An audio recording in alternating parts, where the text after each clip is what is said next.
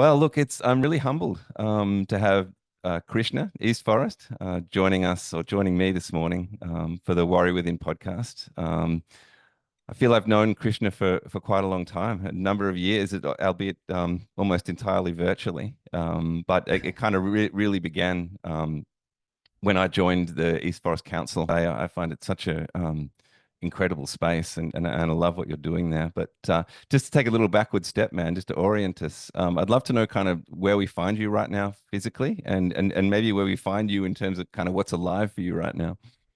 I'm in Boise, Idaho at this moment, and I've been bouncing around a lot because we've been promoting this movie, Music for Mushrooms, which is coming out in U.S. theaters in just a couple weeks. So we're having its premiere in the United States in the fall of 2024, and then from there, we're going to try and take it to some other countries, hopefully Australia and Europe and so forth. But it will eventually be available online and that kind of thing. But that has been taking up a ton of my time. And still releasing some music, still performing concerts. Just came back from Medicine Festival in the United Kingdom a couple, like 2 days ago. And so it's kind of been everything at once. Yeah, man. I'm really grateful that you're able to find some time for this conversation in the midst of all that. And I guess you know, having launched a film now, that might have a kind of different energy to it than what you're used to. And I'm wondering how you're kind of No, calibrating to all of that. it's one of these things where like I started it 3 years ago, definitely not knowing what I was getting into. And I don't know if I would have, I probably would have done it anyway. But I just did, I was naive. And my buddy Mark and I were shooting content. I think I was trying to redo, like, I had a video on my website that was sort of just like a little biographical 4 minute video, and it was really old. And I was like, oh, let's make a new one because he was getting into video and he kind of was trying to practice and get work. And I was like, sure, let's do that. And we started doing it, and it was fun. And I thought, oh, let's shoot this other thing, shoot this other thing. And of course, I naively said, oh, this is kind of like a documentary. We're kind of making a documentary. And he's like, sure, man, whatever you, if you want to shoot more, we'll shoot more. Hmm. So then we started shooting more, and then I needed more help. And then I brought John on, John Dahlgren, and then we shot even more. And then I was like, we need money. And because then you need, and then we raised some money from some wonderful people from our Patreon. And then when you have funding, it's a blessing. But then also I was like, oh, I actually need to, this has to be good and be finished now because I need to fulfill the investment of these folks. So then it got pretty serious because then it was like my buddy Lewis came on as the producer, and we had a lot of story consultants come on, and then we started shooting more and more and more. And then we had to hire an editor, and that was we got Rachel on board, Rachel Clara Reed, who's like MVP for the project, incredible editor. And then here we are, now we're trying to work on all the marketing folks and executive producers, and it's just been an incredible journey. Learned so much. It's been super fun, but it's really hard making a movie. I did, Yeah. I'm used to making music where I'm really in control of all of it. And a lot of it I can just be here and just make it and think about it and change it and take I really am in control of that process for the most part.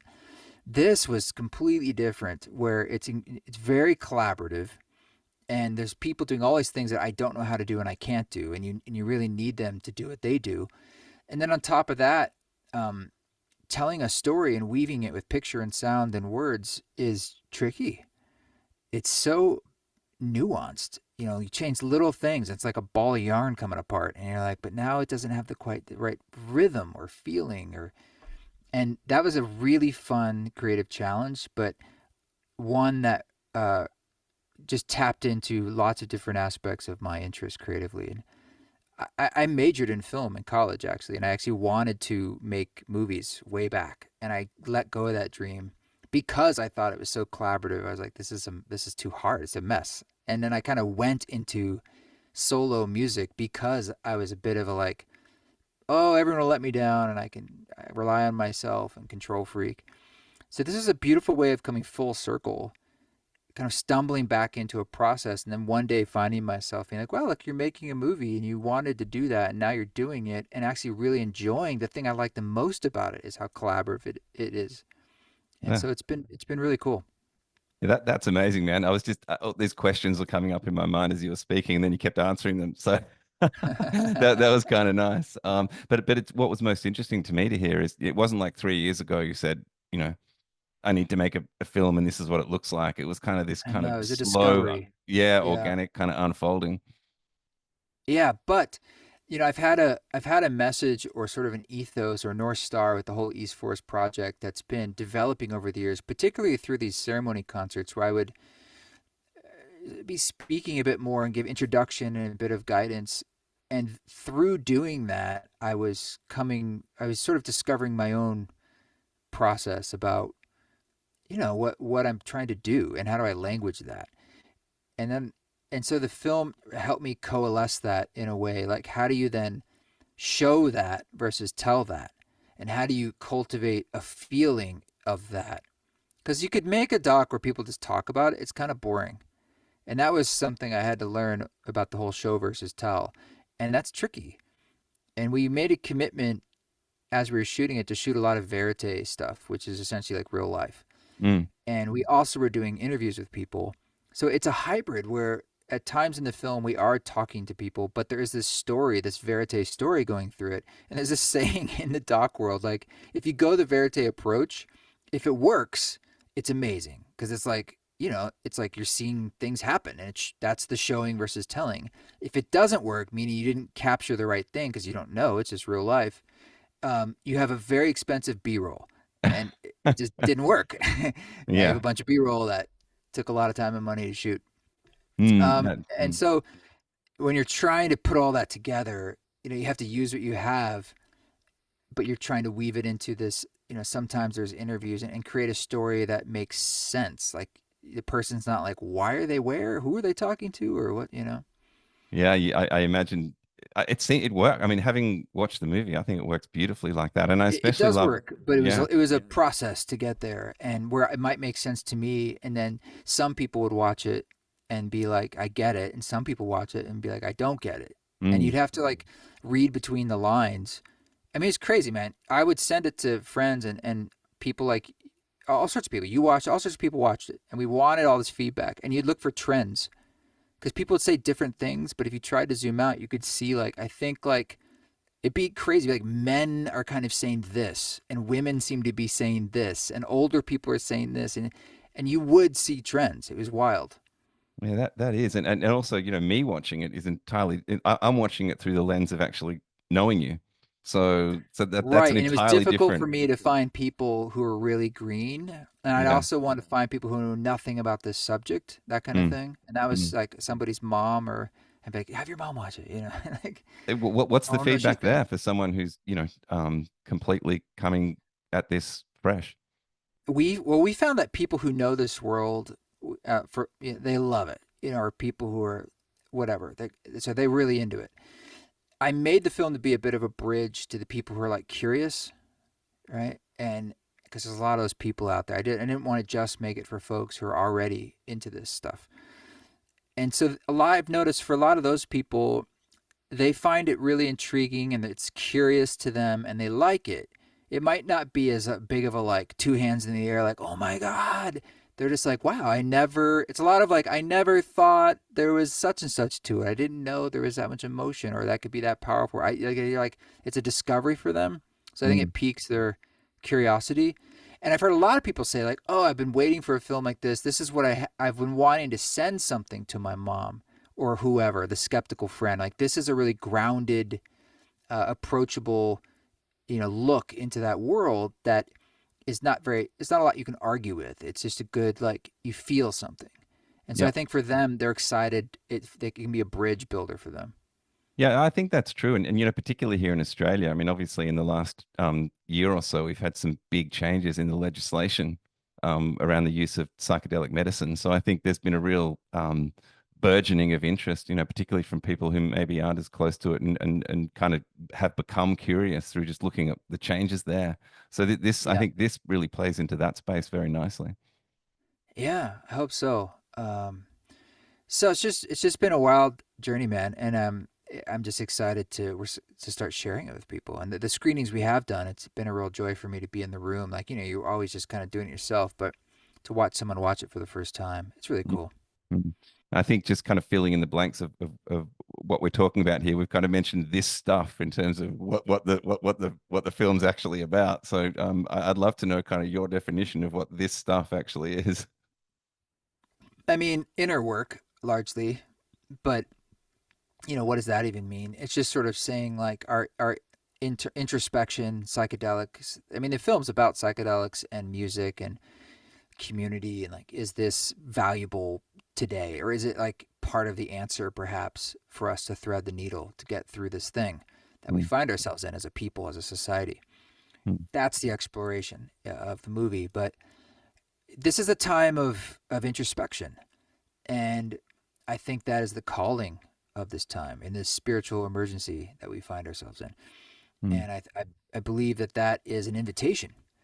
And we're, in many ways, the fact that we're suffering from information sickness and everything's vying for our attention, is the stage is set quite perfectly for us to say, like, do I want the external anesthetized, or do I want to see what's going on like natively inside me? And how do I clear away noise so I know where the ground is and I know what my north stars are? mm. That's kind of that is the calling of our times. It feels like. Yeah, yeah, I agree. And I noticed a little tagline on one of the images for the movie, which just said, the way out is in, which I think Yeah, summarizes that quite that is the nicely. tagline. Yeah, Yeah. Mm, yeah. Um, it's just this idea that change happens from the inside out. It always has. It's the only way. mm, And so when we focus on a top down, like an election, for instance, it's not that that doesn't have consequence, but it's like that's not the answer. That's a symptom of from the inside out. And it's saying that, like, you are actually needed. Your inner process matters. As Ram Dass said, the real work is in the privacy of your own heart. And mm, it's to say, and that is important work. That's the ground level for change externally. Societal tides, shift through that internal process. So in many ways, it's trying to kind of turn the tables on the narrative that I think that we're being told very loudly right now. mm. I think that's exactly right. And I love the way that you've kind of weaved that story in through the film, and particularly, looking at your own journey, which I think is um, you're very open in that film, and I love that because it kind of draws the viewer in to kind of feel into the openness inside their own heart, and I loved hearing kind of the story of your coming to music and everything that happened there in almost from your childhood, and so thank you for that, for starters, because now I often wondered, Yeah. coming to your music later, I'm like, how did Krishna get here, Yeah, I mean, I learned again from the story consultants and learning about stories. Like, nobody wants, it's not compelling to watch someone on screen with answers, Mm, and definitely not the main character. It's got to be, you want to see struggle, and you want to see vulnerability or humor. And so that was a real guiding light for us to be like, look, I, it was a strange process, like directing this and being in it at the same time, because I was super objective about, like, it did not trigger me at all. Like, when I would get feedback and I'd be like, okay, do you care about the main character? What do you think? Is it bullshit? It's like I need to know. And if it's not sympathetic, you have to also have, for a long time, I didn't think I didn't want to be in the film, really, in a sense. Like, I was trying to hide in a way. And I was like, you have to have some kind of backbone for people to hold on to. Something and someone has to guide us through that we care about. And that is a vehicle for the story to go forward. mm, And I reluctantly eventually I realized that. And I was like, it has to be that way, mm. to serve the story. And so in that way, we were always looking for times where what footage do we have that shows challenge, struggle, vulnerability. No, I'm glad you did, man. And like you said, it's not about um, the answers. Sometimes it's about asking more beautiful questions. Right. And I think that's what the film really did. And for me, it's like you've obviously very much found, well, at least finding your purpose. And it's like now I know there were these images in your youth which kind of really opened your heart. And I've always felt that going back to those images is really the way to find out who you're becoming, and how you should be showing up in the world. And now I kind of have this, I don't know, it just feels different now, having watched that kind of path open up for you. Well, I feel a bit nervous because, I spent those years where we're just in our internal process, me just being, okay, what do we need? Oh, we need this, we need that. I need to show myself, okay, I need more struggle. And then Mm. it's done. And I remember I was at one of the first pre screenings and I'm watching people watch, and suddenly I was like, wait a minute, this is very exposing of me Yeah. and my life. It's like, I totally forgot that, like, you know what I mean? Like, I was just so into the making part that it is a bit, nerve wracking. And I'm Mm. like, am I breaking through the spell too much? Like, people are like, oh, this guy's just a guy with a lot of problems. Like, I'm like, yes, maybe more than you. And it's just putting it up there. And so on one level, it's a testament of the time right now, like I said, I'm in my life. But it also, I was a bit embarrassed, Mm. by. But I Well, know it makes it a better film. But I'm also a little like, geez, now that's all out there. well, show me a human that hasn't got their wounds, it's like it just Yeah, I mean, makes you accessible. we've all felt all that stuff. Yeah. Yeah, but yeah, no, I mean, I totally understand what you're saying, man. I think there was, I've felt it too a little bit, just even in conversations with people that I know others are going to be listening to in terms of my own story. There is a sense of it's an edge, right? Probably nobody cares, right? People only care about themselves. It's like there it is, like what? Yeah, whatever, man. It's like we've all been angry, or we've all been, yeah, Yeah. Well, there's that moment in the film, when things weren't going particularly well around a ceremony, I think it was, and I actually loved that that was in there. That was for me like one of the moments that I walked away with. yeah. It's probably one of the emotional climaxes in a sense of conflict. Mm. Yeah, and that was a terrible evening. Yeah, It was- I felt and it. I was right in the end. Like it did, people were upset. Yeah. Um, Yeah, yeah, there's a couple points in the film that when I'm having to watch it for whatever reason, I skip those parts because for me it's a little too like close to Yeah, home, I can feel and I'm that. just like I don't want to watch that. Was there ever a thought to take that little piece out, or was that always going to be in? Always gonna be there. I mean, as long as it worked, like audio and all that kind of stuff. But Yeah. I just knew, like when we ask ourselves questions like what conflict do we have. I mean, I was like, well, that's very real, Mm. and it's hard to capture that stuff. I mean, there's so many things that happened even with someone standing there with a camera and afterwards I'm like, why didn't you shoot that? I mean, I can't be Yeah. like yelling at someone and be like, and turn the camera on. It's like you're just in this moment, and then like the next day you're like, why didn't you shoot that, man? He's like, I don't know, it just felt weird because it'd be too intense. And I'm like, well, you just got to do it. I mean, so we missed a lot of things that were real horrible. Yeah, well, I guess you just got to leave it in the lap of, you know, It's the probably divine in good. some sense, It's probably it's like, good, but we yeah. got plenty of things that were revealing. And after a while you get used to it, like because on that tour John was filming like all sorts of stuff, and we came here and shot at the house multiple times in our lives. And so I will enjoy not having a camera around or having that. Like I was just with Rada like the other day, we were walking around on tour, we're in a city, and I'm like, man, I'm so right now happy not to have that part of my brain going like, oh, should I shoot B-roll of that? And like, Mm. no, well, maybe we should grab an interview while we're in town. I'm like, nope, just gonna enjoy this trip. Yeah, wow. Yeah, it must be an interesting kind of separation, not looking over your shoulder all the time. Yeah, Mm. I was always like thinking about filming stuff. Mm. Yeah, Mm. Well, man, and in the midst of all this, you've still been producing music too. So, what's going on yeah. in that arena for you right now? I've So noticed we all have a the featured, you're doing a lot of stuff with the Titanic music with guest artists yeah, and things like my that. current record, music for the deck of the Titanic, its cycle is moving through, and we did the record, the deluxe record, and the reworks. Very proud of that record. It's a studio record. I think it's got a lot of amazing jams on there and some lyrics. And but with the film there is a soundtrack, and the soundtrack, it comes in two forms. The first soundtrack is like 10 songs, and they're edited versions of these longer songs, and so it's a bit more digestible, and it's all new music that's in the film. And then after that is the sister album of that, which is a long form ceremony record. So it's a volume 3 of my soundtrack for the Psychedelic Practitioner series, and that is a over 6 hour piece that I've been working on for 4 years. Mm, That is my next like major psychedelic guidance album. mm, And so what's cool is that not only is a lot of that music in the film, but the album itself is the mechanism. In essence, we're talking about and exploring about this idea about music, mushrooms, inner work, blah blah blah. We're going, and then there's this thing. It's like, and then just like experience it. mm, Here is a tool that you can use that's new. So those will be the next like big works.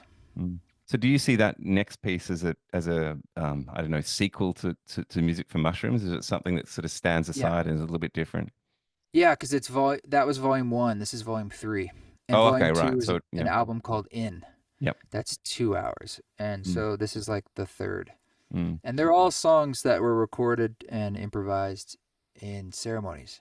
mm. So it's a very unique process of making that music. Yeah, I love the way you do that, and that's kind of one of the special things about being part of the council is that you're so open with sharing I've shared a your lot of it music. in the council already. Like we've Yeah. used tons of it. I'll kind of be testing it. Like I've been using a lot of it in those meditations we do live. Mm, Um, Sometimes when I have my stuff, we'll play that. But I've been lately because I've been working that record.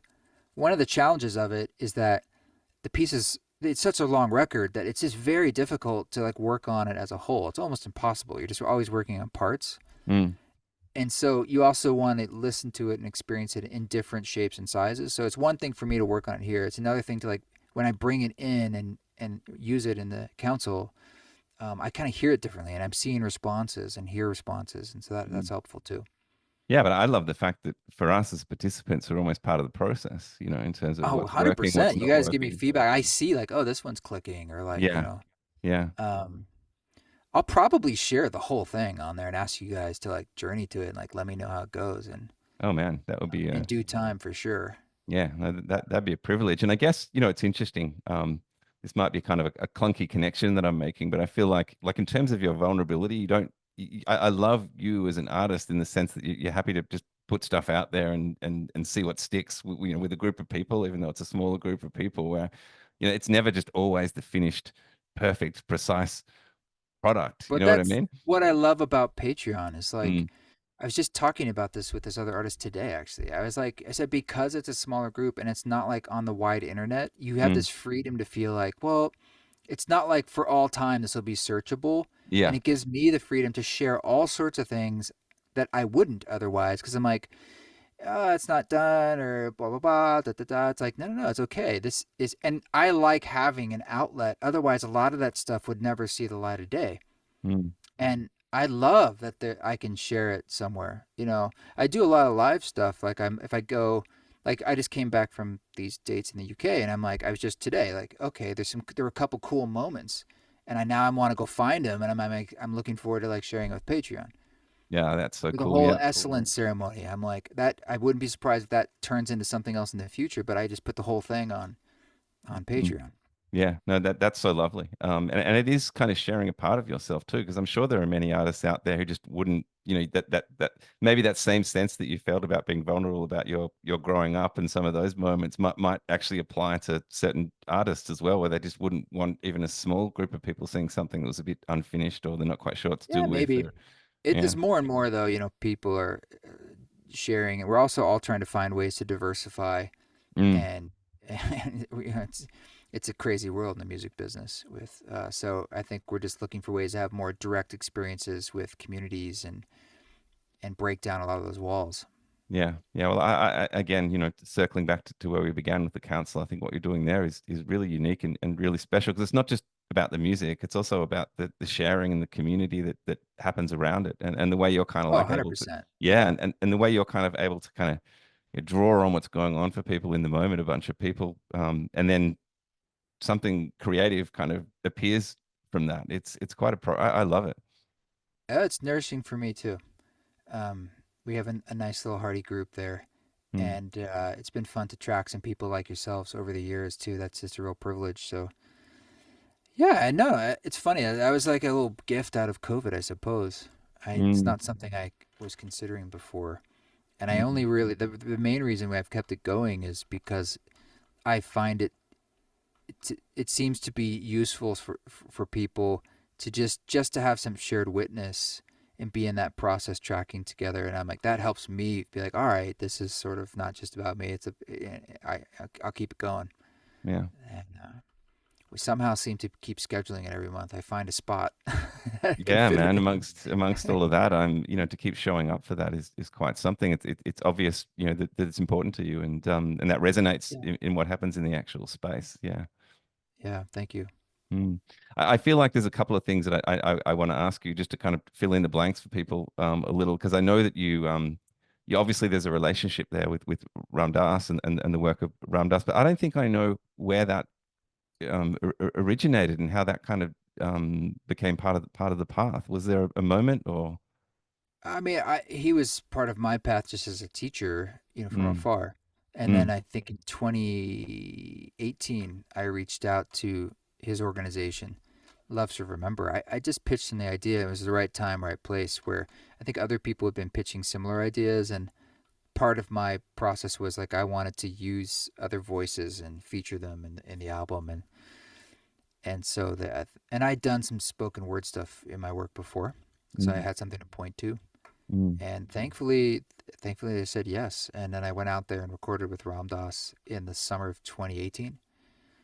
And it's kind of really cool that the film festival, our premiere is in Maui Oh, next cool. week. That's great. Mm. And it just feels perfect because, like, well, that's where Ram Dass lived, um, Maharaji. And so it's very much still like alive, and that's cool. Yeah, I think that for me is probably the album that I come back to the most. Just listening to him speaking and listening to those words. It's something. Yeah, it's just amazing. I love that one particularly. But I wonder how was that time with him like for you, like setting aside the what was happening musically.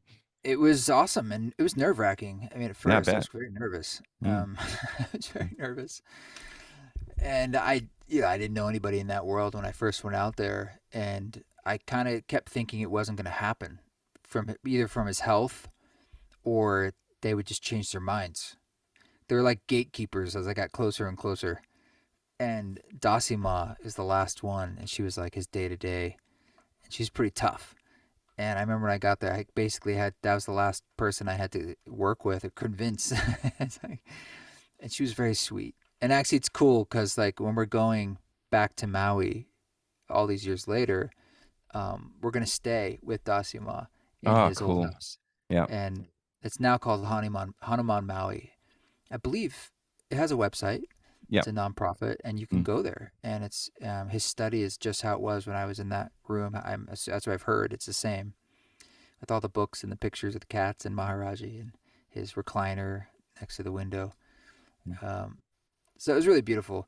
And they were like, I think I got there on a Monday and I recorded with them on a Wednesday. And on Tuesday, they had a kirtan they invited me to. They do every week. And like, that's when I first met him. But there were all sorts of people around. And it was sort of like a faux pas happened socially where someone told me to sit next to him. And so I did. And then Dasima came up and was like, "What are you doing? You're crowding Ram Dass. You need to sit over there." And I was like, mm, I didn't mean to. I was mm, told to sit here. And I was like mm. relegated to a corner. And I thought I'd blown it. Mm. Um, but it was just all love, man. And he was just loved telling stories. I mean, who doesn't? But he just I think he really loved the opportunity to take his time with the aphasia and sit in the recliner and just talk. I would ask Mm, him a question, he would just go for a while, and then I'd ask him something else, and mm, it's really mm. special. Went swimming in the ocean. Went out You to love brunch that, one right? I day. see I see video of that all the time. He's got a huge Yeah, smile on his face. yeah, Mm, yeah. I think it was every Monday they would go mm, out and swim in the ocean, mm. and a group would always come. That was always fun. Yeah, yeah. It's you got I mean also I guess in his twilight at that stage, certainly in this time in this physical body, he would have been going deep in terms of, it feels like, what was coming out in the spoken word was so profound. I believe that those recordings were the last recorded teachings. Mm. Like Yeah, so I the was gonna record ask you you that. hear is the last recorded teachings, which is I of course I didn't know that at the time, but that's wild. Yeah. So you're hearing kind of this guy at the peak of his wisdom. Mm. And the mechanism of recording him, putting it to music, so you're taking away the pauses, it was a technology that unlocked him. Mm. Right? It was no now long. In some ways, the pauses were an advantage because now I could just move phrases around. Oh yeah, I And didn't even think of that. oh yeah, dude, Mm. the song like Nature, right? That first song on the album probably took him at least 15 minutes to say that, and it's 1 minute of talking maybe Mm. one maybe.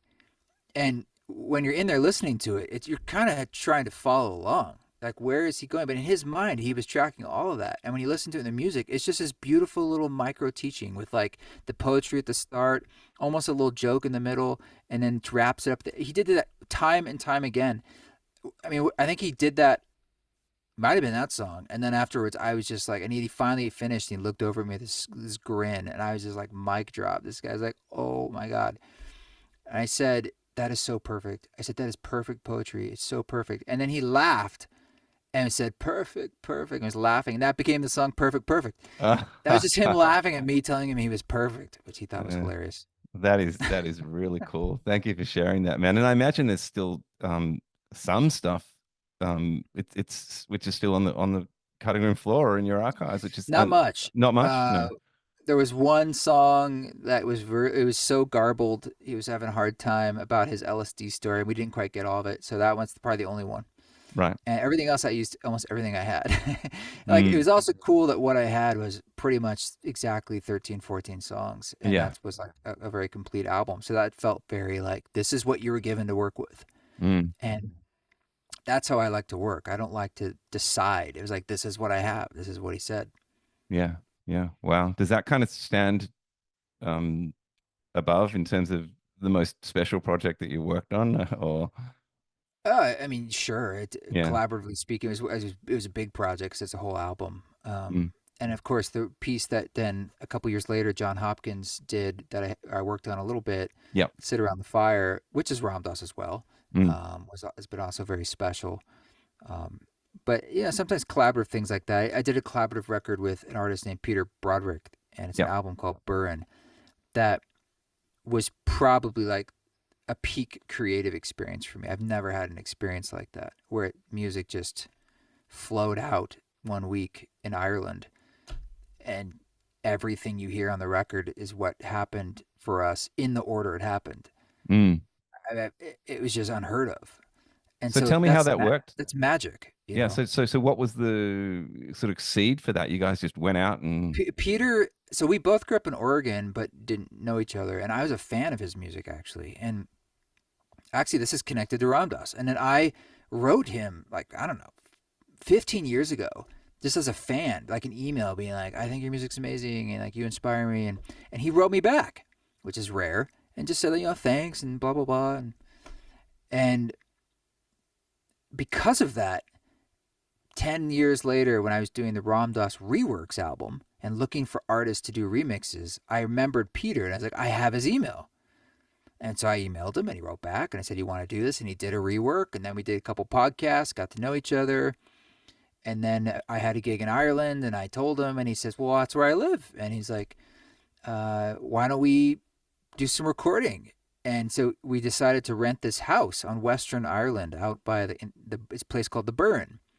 And his only request was, let's not have a plan other than bring gear, no pre-writing. And I said, I love it. Let's do it. And we got there and it's like beautiful, and it's his house and all these birds and this big rocky burren. You can see the ocean off in the distance, and there's this ancient well outside where we get our water. And Peter loves to forage, and he's foraging these little psychedelic mushrooms that we'd nibble on, and it was just like all of this music just came out, man. 12 songs in a week, like two a day basically, and we didn't have an intention of, oh, we're going to use it all. It was just like, I don't know, we're just going to make music.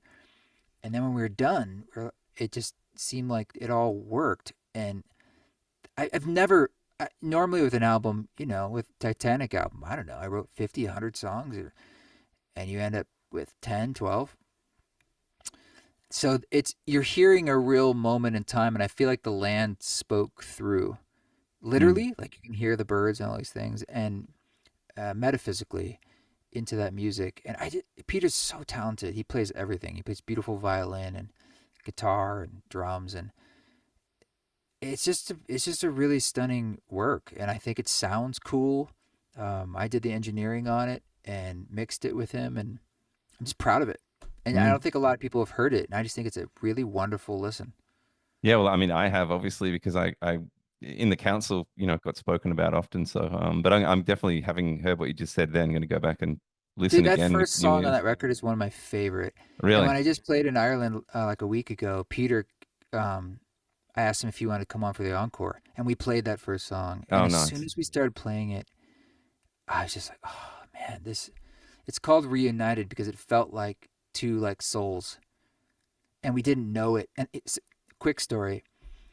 When I was driving to that house, you drive on the left side of the road there, Mm. which is extremely stressful for us Yanks, and you're like whatever. Yeah. But I was so stressed, man. I was like jet lagged, and I was in a terrible mood. It's like 4 hours, and I show up. We'd never met face to face, and he's outside, and I meet him. I'm all grumpy, and I'm like, well, we gotta set up all the equipment because I don't know if it works, and I just want to make sure everything works before we go to bed. And he's like, okay, man. So we set it all up, and there's a piano, and he sets up his little violin looping station, and I was like, all right, well, let's test the equipment. We'll just record something. He's like, okay. Hit record. I go sit at the piano. He's about 10 feet over here.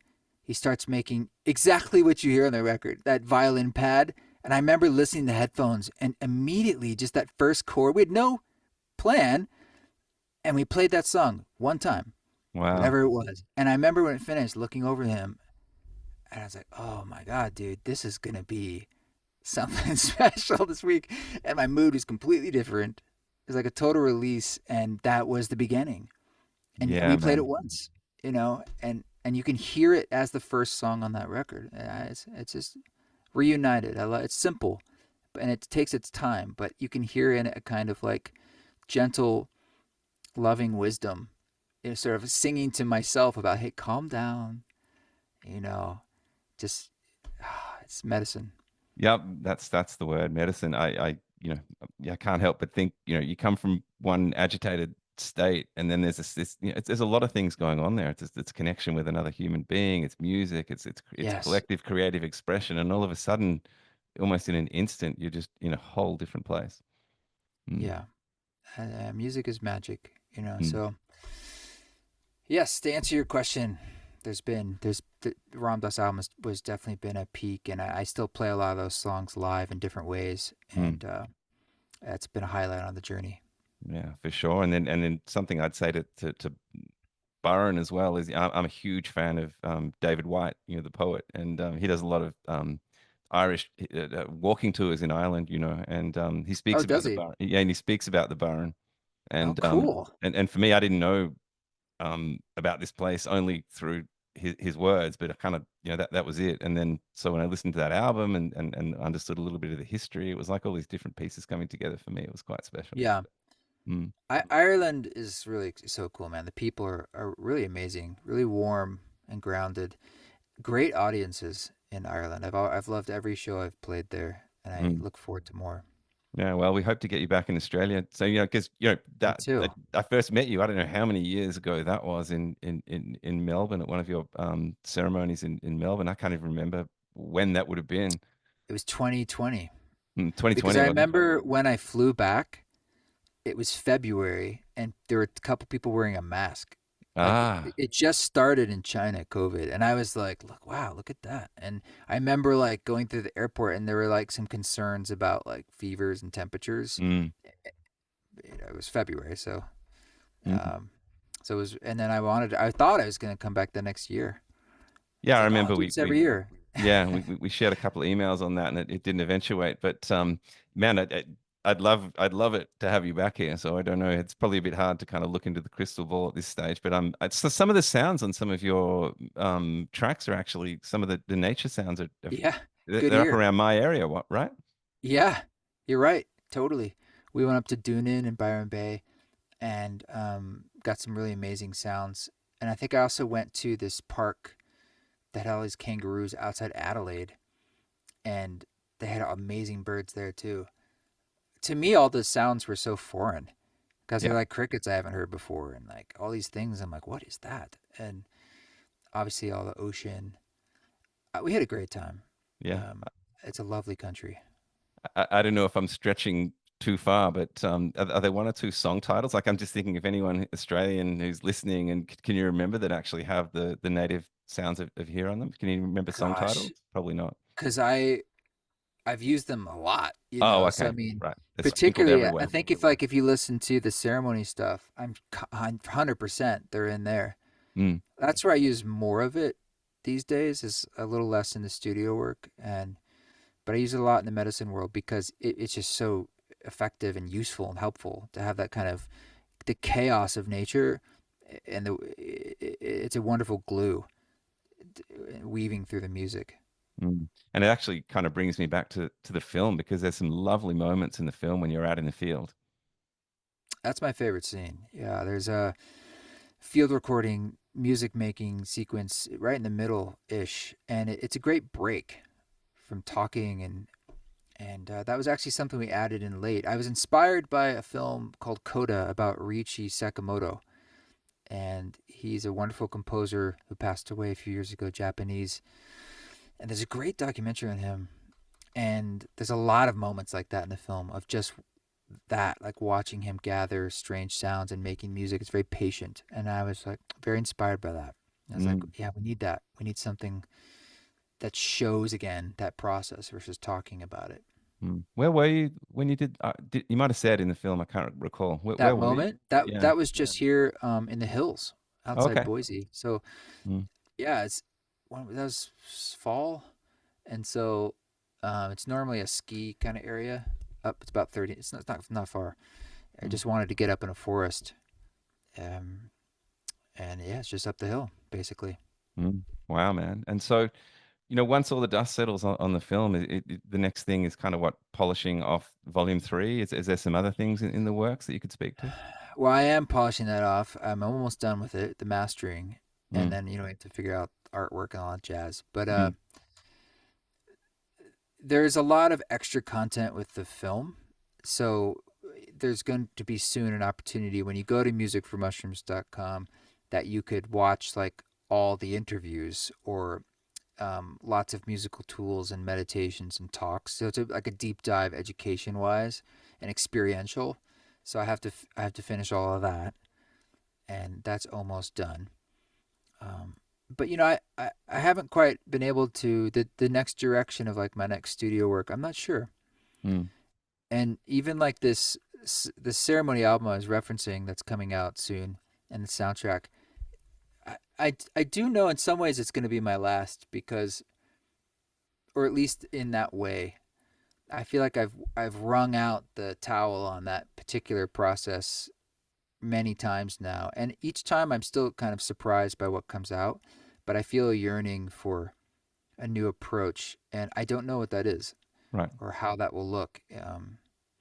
It's a bit challenging because when I'm playing shows, I don't usually have much time where I can really like put it down and reinvent. I'm always like in 2 weeks I have to go do something else, and you have to do the thing, and so I don't have a lot of time to like reinvent the whole system. It's not as simple as like just pick a different instrument. It's also like, well, how do you logistically then travel with it? And I have different types of gigs, and I have to do the job. Mm, So mm, I don't know. Um, so that's a bit of a process, mm. but it'll unfold. Do you have, you have so much going on in it. Do you have moments where there's just you're able to kind of take some time and do nothing in a way and just kind of allow something else to come through? Yes and no. This has been a particularly busy time because of the film, and I have this land I'm trying to develop in southern Utah, Mm, and that's been crazy. I've been doing that too. And when I say that, I mean I go down there as soon as I'm home. I'm like I have 10 days. I get in the car, drive 10 hours down. It's backcountry land. Sleep out of my truck, swing a hammer all day, and try to build this thing. And if I didn't have that and I didn't have the film, I'd have a lot more time. yeah. But the Yeah. film, it's one of those things like once I started, it's like it has to be finished, and it's just been such a massive project. So we'll get there, but Mm, this has just been go time, mm, and my hands are on most parts of it. I mean, this is the only project I've worked on where I'm not even fully informed on every aspect of what's going on with it right now. That's very new for me. Yeah, man. And let alone, controlling it or directing it. I'm like, I think there's a such and such that someone else is working on with that person. And How does that feel? on one level, great, but on another level, it's difficult medicine for me because I'm someone who likes to be managing everything, Mm, or putting a creative stamp on something or whatever it is. But I can't on all of this. yeah. But I think it's great to let stuff go and lean into, again, a team process Mm, and people bringing talents to the table far beyond anything I have. And that's wonderful. mm, Big things are never done alone. You can't, the bigger something is, the inevitability that, of course, it takes different people. That's how it is. And that's been a wonderful discovery for me. And it's been a living process into that. Yeah, that's yeah, I like hearing you say that because that's medicine for me too. I've always found it hard to let go of wanting to do everything myself. But you're right, you limit the creation. Yeah. And if it's larger than yourself, this is, I've been always trying to keep it being feeling mission oriented or movement Mm, oriented, and trying to reorient myself, like, what is our mission and what is the thing we're serving? And that way it's much easier for groups of us to work together because we all share a mission or values, as opposed to, something promotional or whatnot. mm, And I think that's ultimately what's inspiring people when they watch it. I hope is that they feel, beyond any elements of my own story, that's again ancillary or serving this larger subtext of all of our work. I'm just like, and it's, other people in the film share their stories and they're showing their process, and hopefully you see yourself in the film is the idea, and you see a sense of kinship that, um, oh, my thing that I thought maybe was just me, I'm seeing it, and that's giving me encouragement, motivation, essentially inspiration. We want to mm, inspire people. That's beautiful, brother. And I'm very grateful that I actually get to see myself literally with my one line. So You're in it, unless man. that hit the cutting room floor in the final Nope. edit, I don't know. No, that was a really, and your little line is actually a great little turning moment. It was very useful, Mm, where one thing is being said and then you kind of pivot it, and then that takes it to that was so good. And it's funny because, like, the editor and people working on the film don't know, and I was like, oh, I know these. I was like, I tried to be objective. It's like I didn't want to push it, but I was like, I hope Asher makes it, and you did. Yeah, I saw a couple of people that I recognized, and I definitely heard the familiar accents. And then I'm kind of looking, do I know this person? But I don't think there was Yeah, anybody familiar. But it was great to hear some accents from the South. Yeah, the Great South, yeah, should I say? yeah. It's cool. I know. Yeah. And when I came down to Australia, that one time, I was shocked that there was like people down there. It's always like I've never been there, and Mm. you're just like, we have a community down here. This is amazing. it's, Yeah, it's man. like, Yeah, it's actually something I wanted to ask you about how you felt about that because I mean, from me sitting here in Australia and the other side of the planet from you. I mean, I hear you're around, man. You're like, it's well, not just my I don't know. How would I know? It's like, and yeah, you don't know. It's on a leap of faith when you kind of head out on yeah. something like that. But how does So it feel just knowing that and I'm sure you've heard it from others, just from me that you have a big base of people down here that listen to music. Is that I mean, how does it feel? it feels great when you say it, but really, it's just an idea in my head. I mean, Yeah. it's one of those things, like, it isn't. It doesn't. It's just an idea in my head, and in a lot of ways, you have to kind of check a lot of that stuff because, you know, I don't want to feel puffed up, or what does that mean? But on a Mm, practical level, when you're trying to decide to go, you're trying to be like, okay, I mean, is this going to make sense? To go. Um, More than anything, especially as an artist, there's no greater feeling of gratitude and humbleness to feel that anyone is listening or watching the thing you made and it has meaning for them. I mean, that's mm, like the greatest thing in the world. yeah. It's the greatest job in the world to be able to make something creatively from your heart, and even one person is like, man, that touches me. And you're just like, wow, that's so cool, because it's the old golden rule. Like, if you want to feel um held, make an album called Held. And which Oh I man, I did. love that. And then Yeah. it's like now I feel held because other people feel held. And it's like, oh, it's you give what you're looking to receive. Yeah. How good And is that? You know, man, is that it's so beautiful. yeah, you reminded me of Ram Dass. I think he said something along the lines of, he'll stand up and speak to hundreds of people, but if one person is moved, or if one person goes home and behaves differently as a result of that, then his job's done. Yeah. Mm, Yeah. And all the time, like anytime I get in my fucking process about like, I play some show and I'm all like self-loathing and mm, or whatever, and I'm in this whole thing about what didn't work, and then inevitably one person sends a note or tells me and it's something about like, you played this one song and I had this vision of my brother that died, and they tell mm, me this, and I'm like, oh my god, I'm making mm. this all about my process, and I'm in service. Of Yeah. course, I have to remind myself of these larger processes that are weaving through all of us, Mm, and I'm playing a role in that. I'm not changing anyone, but when you hear that feedback, it is quite useful to remind yourself, like, um, what you're really doing. yeah, man. It's you're soundtracking people's inner journey, and that's just you know sacred. Yeah, and that's humbling because I've been on those journeys and where Mm, I'm testing my own records and I'm the guy being like, "Please help me," and then the music mm, helps me, and I'm like, "I don't know who made this, but yeah. thank God." And I've felt the same thing, and so, man, I've been leveled in that way and humbled, where I'm just like, I don't understand what that is that comes through. What is the creative force for all creativity? Mm, But I know that in a sense how we're all one, it's something from that other part of the tree, mm, coming to all of us through us in different forms, in infinite forms of creation. yeah. Conversation is part of it, everything, all of our thoughts. But art in itself are these grander flourishes of it that are just beautiful for the sake of beauty, for the sake of celebration of spirit, you know. Oh, yeah. And that's Yeah. enough. Yeah. That's more that Absolutely. that is the enough. Like that's Yeah. the sitting around the fire together for eternity, singing songs, telling stories, witnessing.